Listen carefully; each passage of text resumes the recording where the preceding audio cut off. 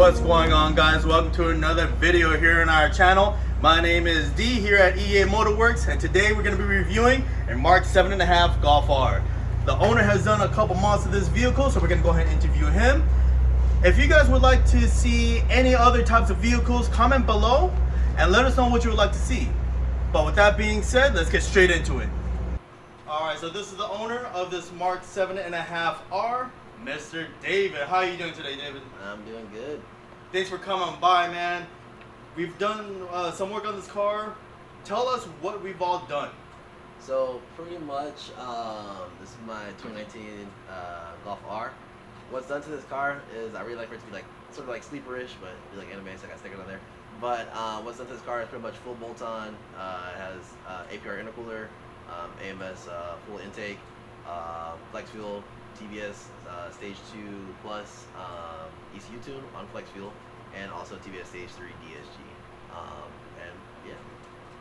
And we've done all the work here at this shop, here at EA on the car, correct? Yep, everything has been done here. What made you come to EA Motorworks? Pretty much, I've been a long time customer of EA Motorworks, pretty much since they first opened. I've known Eddie, the owner, for quite a long time. We've been friends for quite a while. I actually had a Mark 6 GTI that I had before this, and Eddie is, just the king of Volkswagen. So EA Motorworks, if you really do want to have a fast car, this is the place to be. They know their stuff.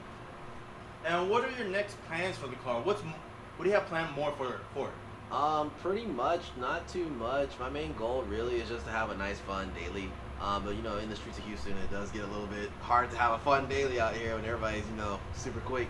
So my main goal will be next probably would just be throwing on MPI and XL and try to keep it down, because it still is the daily. So I don't want to go too crazy yet, but once I get something else, then we'll start turning it up. And what car did you have before this? So yeah, as I previously mentioned, I did have a Mark 6 GTI. That was actually my first car. My very first car was a Mark 6 GTI. That car pretty much started off as bone stock, and then once I brought it here to EA, it sort of just evolved into a completely different beast. That car was pretty much had a GTX 3076 on it. It was on meth. It was fully gutted, Beetle trans. That car was fun. It was really fun. But yeah. And why did you choose to move on to a Mark 7.5R from your Mark 6? Pretty much what made me choose a R is essentially, as you know, every GTI owner, their only thing to move up from a GTI is to an R next, just a steady evolution. And that's really what it was I really just kind of wanted an R, because that was what all the cool kids had, and I wanted to be like them. But actually I was looking for a Mark 8R, but they just came out, and as you guys know, they were very, very difficult to come across. So the next best solution was a 7.5R. And I found this one, and it kind of just clicked. And ever since I had it, it's been fun. Now, in the previous video where we reviewed a built Mark 6R, both Eddie and the owner of the Mark 6 both said that they would rather keep their Mark 6R. You moved on from your GTI. Now, in your opinion, are you happy with that decision?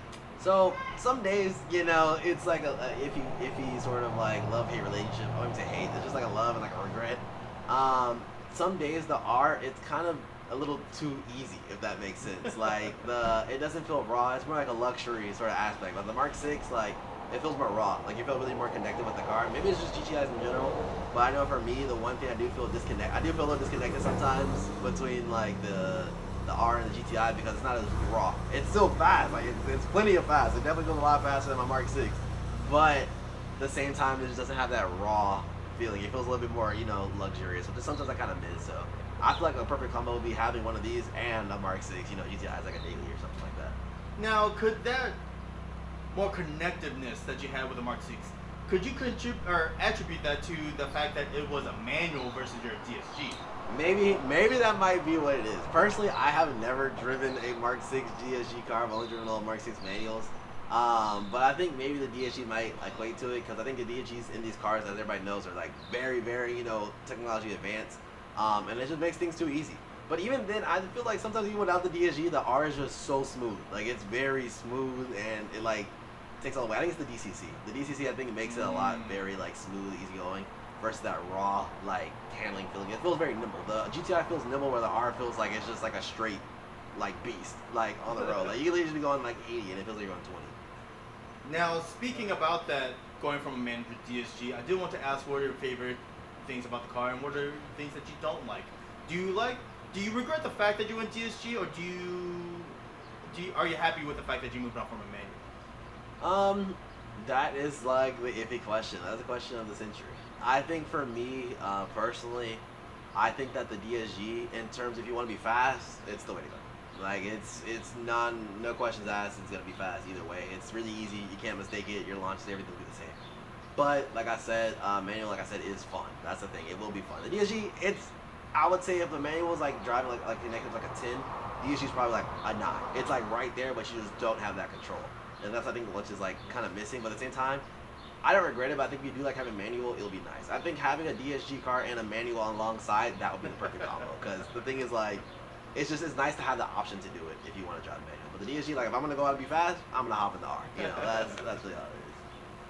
And what are some things you don't like about this Mark 7.5R? What are some flaws?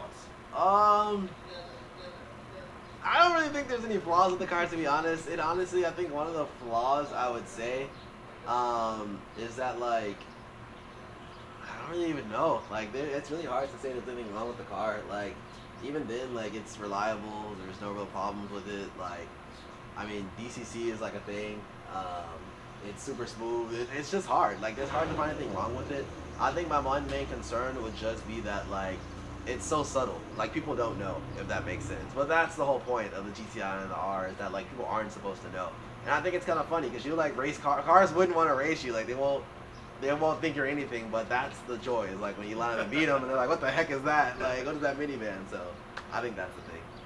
And if you were to move on from the Mark 7.5R, what would you get next? Or is this a car that you don't think you would ever get rid of? Personally, it's kind of on the fence. I mean, for me, the only like step up from this, I would think, obviously, it would be like either like, you know, RS3, TTRS, or maybe even a Supra. Those are like the only options that I feel like I really have like coming from this. Because if my thing is, that's what I really like about the R. Like, there's so much you can do with this, so much potential that like you can keep it forever, or you can move on to something that like is easier to make just as fast. That's the only thing. The R, you can make it as fast as this car, and still have that super look.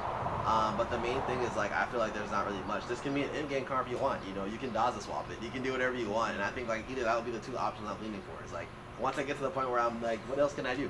Daza swap or Supra, you know, or get one or swap it. So or be one of those guys that K20 swap. Yeah, or there's so many options with it, and I think it's the perfect car.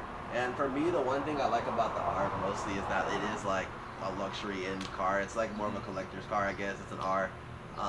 So they do hold their value. So that's one of the things, you know, you can keep it for a while. Hopefully it comes rare, hopefully it's not. But either way, you have an R. So that's all that really matters. Now that you made the car quicker, what are some of the things that you've raced against? Out here in these streets of Houston, as you talk about the plate right here, I race a lot of V6s. Just kidding. But I race essentially 5.0s, you know, snack packs, you know, Camaros. I don't really race that many Camaros, actually. I don't really see that many. Hey, you race that Mercedes. I do race Mercedes, V8s. A lot of V8s do. Hey, he was trying to come after that. A lot of V8s do come after, you know, but that's the whole point of it. Because the thing is, if I didn't have the plate, to be honest, they probably wouldn't even race me, you know. But I would say I race like GTRs. Did I win? No. But was I got bad? Not as bad as I thought. But to be honest, you can really surprise a lot of people with this car. I think for me, I think the best example would be, I know everybody says Hellcats. Hellcats, I'm about neck and neck, right? And for a stage 2 car, if the Hellcats stop, we're neck and neck, right? And that's pretty impressive. But from a dig, it's a completely different story. From a dig, honestly, I don't think there's much that can really keep up. And that's unless it's another, like, you know, all-wheel drive car. But from a dig, you can really, that's where you'll shine with the R. Because like, the thing is, like, you can take on cars no matter what, rolls, digs, whatever. And the thing is, you want to try to catch them with a dig, to be honest. If it's like a Hellcat or whatever, they're done, you know? But that's the main thing. That's what's fun about this car, is that you can surprise a lot of people. You have, like, anywhere, anytime power. So I think that's what's really nice. Speaking of the digs, let's launch the car and see how it feels. All right, let's get it.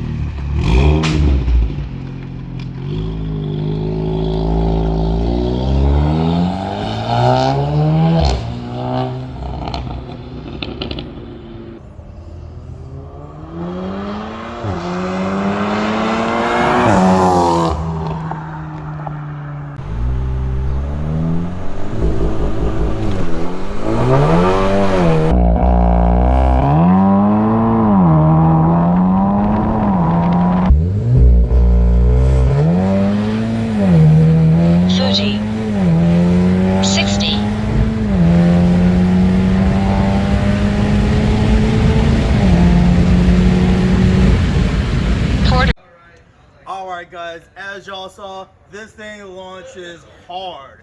A sub 4 seconds 0 to 60 time. This thing will snap your head back. Now, if y'all would like a setup similar to this, come check us out on our social media platforms, Facebook and Instagram under EA Motorworks, and let us know what you would like. And as talking with David, I want to thank him for coming out, giving us some time to review his car, and speaking with him, who was a previous Mark 6 GTI owner with a big turbo versus what he has now. Eddie, you're wrong. Mark 7s are better. MQB for the win. With that being said, those guys, like and subscribe, and thanks for watching. Stay tuned for more.